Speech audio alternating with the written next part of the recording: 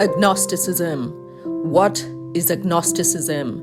Agnosticism is the view or belief that the existence of God or the divine or the supernatural is unknown or unknowable. Some are of the belief that human reason is incapable of providing sufficient rational grounds to justify either the belief that God exists or the belief that God does not exist.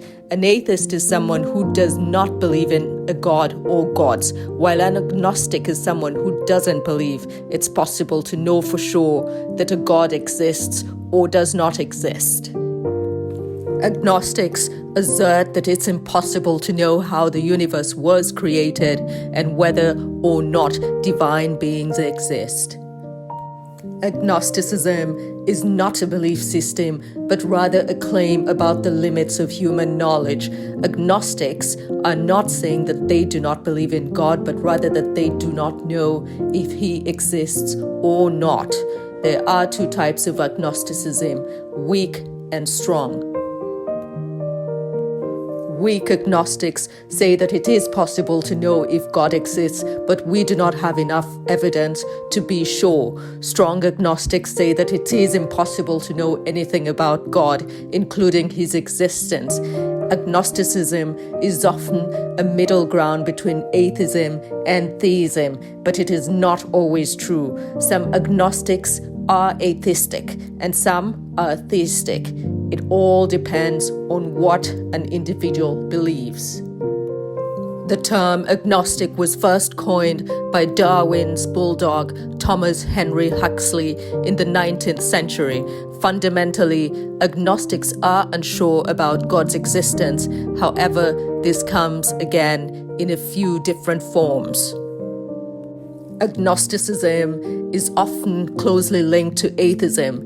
Many atheists and agnostics share a common lack of belief in God, but all sorts of things lack belief in God. Agnostics and atheists, as well as cats, spiders, roses, bacteria, rocks, and so on. To clarify, Richard Dawkins uses a scale of certainty from 1 to 7, 1 representing someone certain that God exists and 7 representing someone certain that God doesn't exist. Where does Dawkins stand? 6, very low probability but short of 0. De facto atheist. I cannot know for certain, but I think God is very improbable, and I live my life on the assumption that He is not there. I count myself in category 6, but leaning towards 7. I am agnostic only to the extent that I am agnostic about fairies at the bottom of the garden.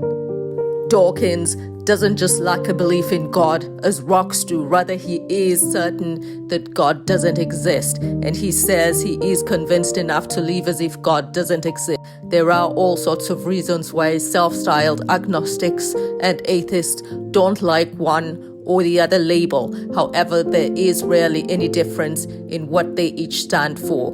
Most agnostics think the probability of God's existence is very low and live as if God didn't exist. Dawkins doesn't just lack a belief in God as rocks do. Rather, he is almost certain that God doesn't exist, and he says he is convinced enough to live as if God doesn't exist.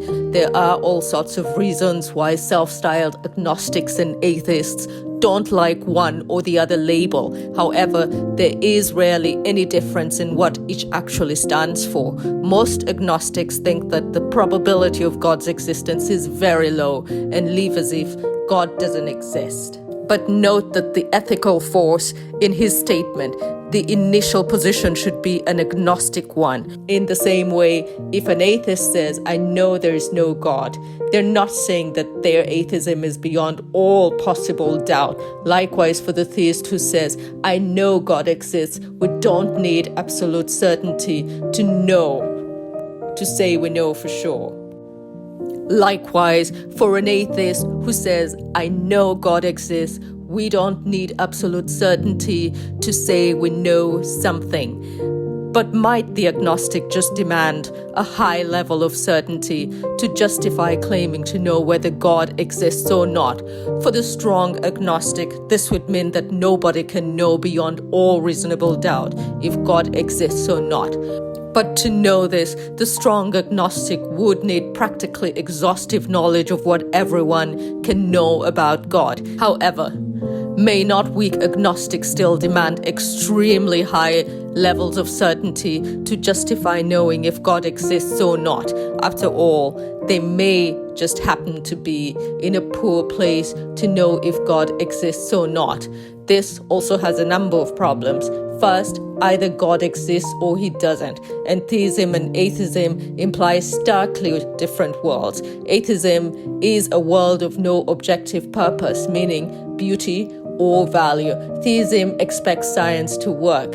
It's a massive accident if God doesn't exist. But this contradicts strong agnosticism, which entails that theistic and atheistic worlds must be indiscernible. It also means weak agnosticism is flawed. The wildly different implications of theism and atheism make it unreasonable to remain agnostic forever. Second, the weak agnostic might be unreasonably incredulous regarding the evidence for God. For instance, most Muslims reject the historicity of Jesus' death by crucifixion based on the Quran. For example, Surah chapter 4, verse 157. Despite the fact that there's overwhelming evidence that Jesus died by crucifixion, Muslims refuse to accept an obvious truth due to a deeply held prior commitment.